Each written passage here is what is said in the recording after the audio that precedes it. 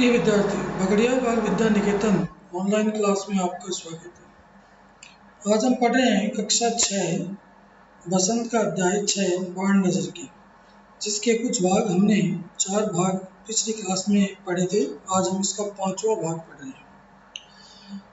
इस पाठ में लेखक जयंत विष्णु नार्लिकर ने मंगल ग्रहवासियों के जीवन वृत्त और नासा अनुसंधान द्वारा मंगल ग्रह पर जीवित प्राणियों के होने की संभावना ज्ञात करने के लिए किए जा रहे वैज्ञानिक परीक्षणों पर आधारित एक काल्पनिक कहानी लिखी है।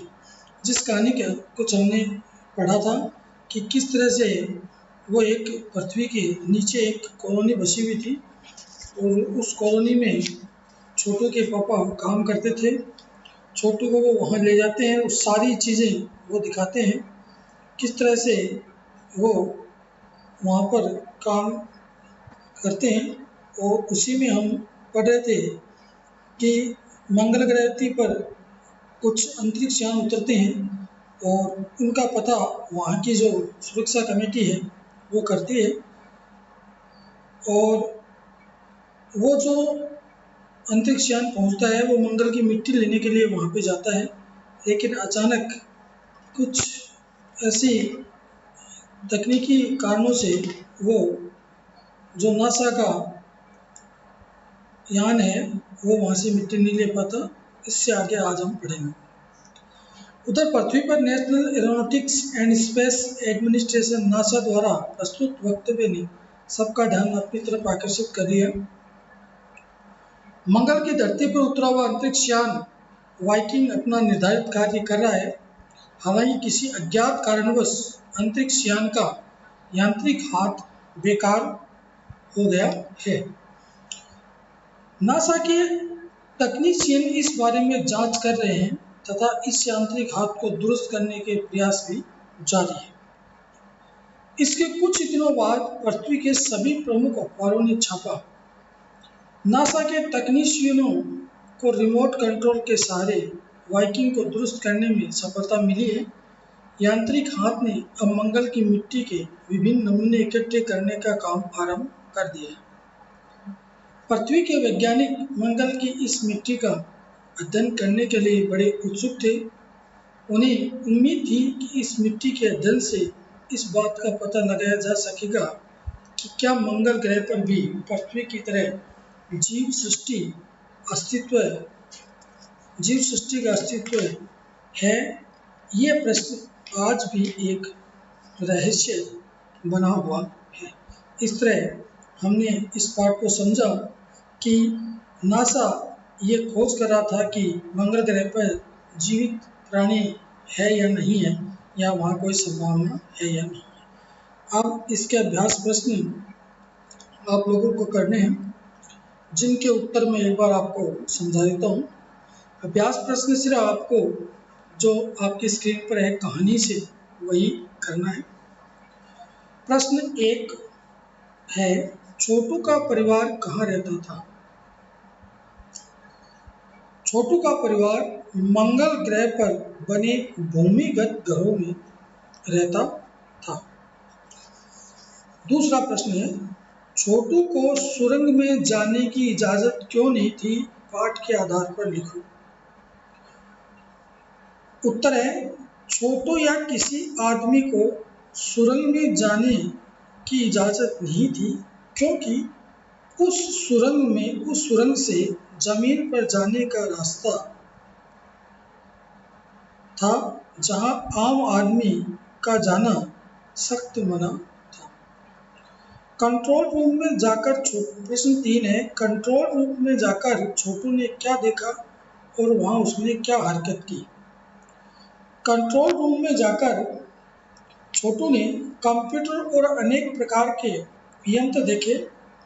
उसने वहां कंसोल पैनल देखा जिसमें बहुत सारे बटन लगे हुए थे। जब सभी लोग अंतरिक्ष यान से निकले यांत्रिक हाथ को देख रहे थे, तभी छोटू ने कंसोल पैनल के लाल रंग के बटन को दबा दिया। बटन के दबाते ही खतरे की घंटी बजी और अंतरिक्ष यान की यांत्रिक हाथ ने काम करना बंद कर दिया। छोटू के पिताजी ने इस हरकत से नाराज होकर छोटू को एक तमाचा भी मारा। प्रश्न 4 है, इस कहानी के अनुसार मंगल ग्रह पर आम जीवन था, वह सब नष्ट कैसे हो गया? कहानी के अनुसार बहुत पहले मंगल ग्रह के लोग जमीन के ऊपर ही रहा करते थे। इसके लिए उनको यंत्रों या विशेष प्रकार की पोशाक पहननी जरूरी होती थी। लेकिन अचानक वातावरण में परिवर्तन होने से प्राकृतिक संतुलन बिगड़ गया। सूरज में होने वाले परिवर्तन इस असंतुलन के मुख्य कारण थे। सूरज के इस परिवर्तन के कारण प्रकृति का स्वरूप बदल गया और वहाँ के जीव एक एक करके मरने लगे। वहाँ की वनस्पति भी नष्ट हो गई, जिसके कारण वातावरण में उपस्थित ऑक्सीजन समाप्त होने लगी। केवल मनुष्य ही अपने तकनीकी ज्ञान से इस विपरीत परिस्थितियों का सामना कर सका। प्रश्न 5 है, कहानी में अंतरिक्ष यान को किसने भेजा था और क्यों? उत्तर है, कहानी के अनुसार अंतरिक्ष यान को पृथ्वी पर स्थित अमेरिका के अंतरिक्ष केंद्र नासा द्वारा भेजा गया था।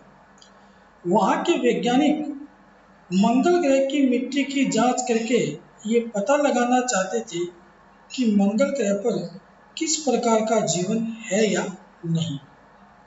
अंतरिक्ष यान मंगल ग्रह की धरती से मिट्टी लाने के लिए भेजा गया था। प्रश्न 6, नंबर 1, नंबर 2 और नंबर 3 अजनबी से निपटने के लिए कौन कौन से तरीके सुझाते हैं और क्यों? इस प्रश्न का उत्तर आपको पाठ जब आप पढ़ोगे तो उसमें स्पष्ट दिया हुआ है, वहाँ से आपको करना है। इस तरह से अपना यह अध्याय 6 पूरा हो गया। अब हम अगली ऑनलाइन क्लास में नए अध्याय के साथ फिर मिलेंगे। तब तक के लिए धन्यवाद।